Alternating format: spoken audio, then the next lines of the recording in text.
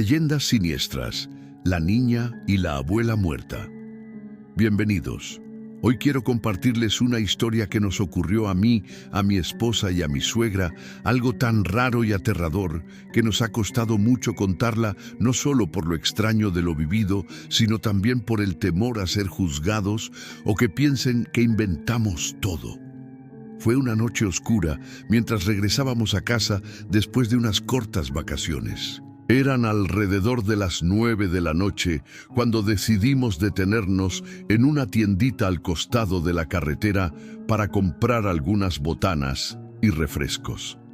Al salir y reanudar el viaje, apenas habíamos avanzado unos cuantos metros cuando, a lo lejos, vimos a alguien haciendo señales desesperadas para que nos detuviéramos. A pesar de la distancia y la oscuridad, pudimos distinguir que se trataba de una niña pequeña, como de 10 años, llorando y moviendo los brazos con urgencia. Mi suegra me advirtió inmediatamente que no me detuviera, pues era peligroso subir a desconocidos, sobre todo a esas horas. Pero mi esposa insistió en que paráramos porque parecía que la niña necesitaba ayuda. Así que, a regañadientes, reduje la velocidad y bajé el vidrio del lado del copiloto, donde mi esposa comenzó a hablar con la niña, quien entre sollozos y lágrimas nos suplicaba que la dejáramos subir. Nos decía con una voz temblorosa y angustiada que ya venía alguien por ella, su abuela, y que era muy mala. Sentíamos una mezcla de compasión y miedo, pero antes de que pudiéramos reaccionar, mi suegra gritó alertándonos de que esa mujer estaba llegando. Al voltear hacia el monte, no hacia la carretera, vimos a una anciana que avanzaba con paso rápido, su cabello canoso y despeinado, su rostro pálido y demacrado, con una expresión que parecía irradiar maldad pura. La niña intentaba desesperadamente abrir la puerta trasera del auto para subirse, y mi esposa, sin pensarlo, activó el seguro para que entrara rápido. Con el corazón acelerado y las manos temblorosas, pisé el acelerador y traté de dejar atrás aquella figura que nos miraba desde el borde de la carretera con una mirada fija y amenazante. Dentro del vehículo, la niña no paraba de llorar, y mi esposa trataba de hacerle preguntas para entender qué estaba sucediendo. ¿Quién era ella? ¿Por qué decía que su abuela era mala? ¿Qué le había hecho?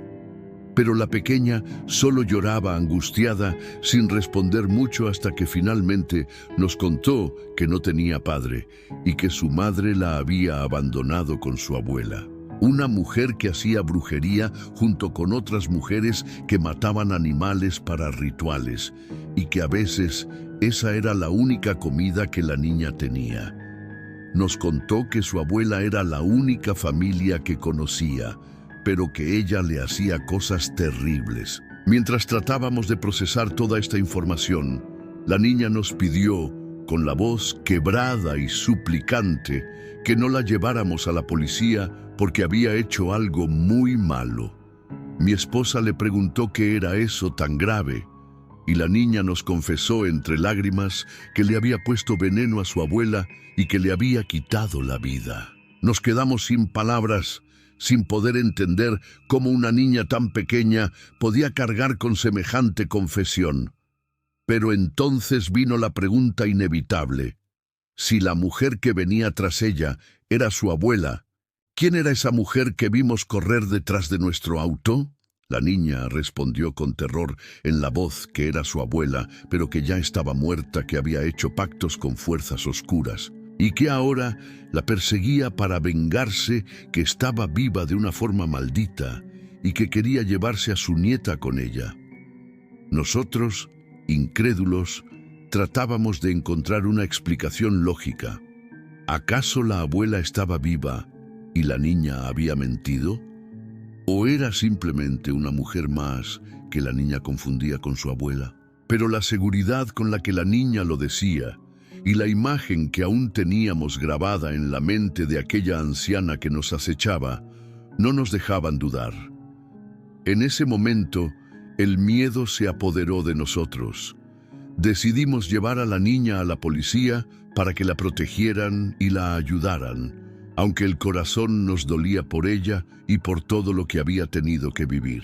En el camino, la niña seguía llorando y repitiendo que no quería ir, que le tenían que creer que su abuela la quería atrapar.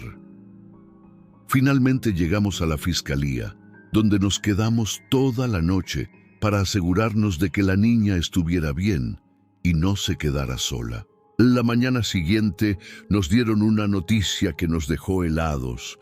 La policía había ido a la casa que la niña indicó y habían encontrado el cuerpo sin vida de una anciana tirada en el suelo muerta desde hacía casi 2 días.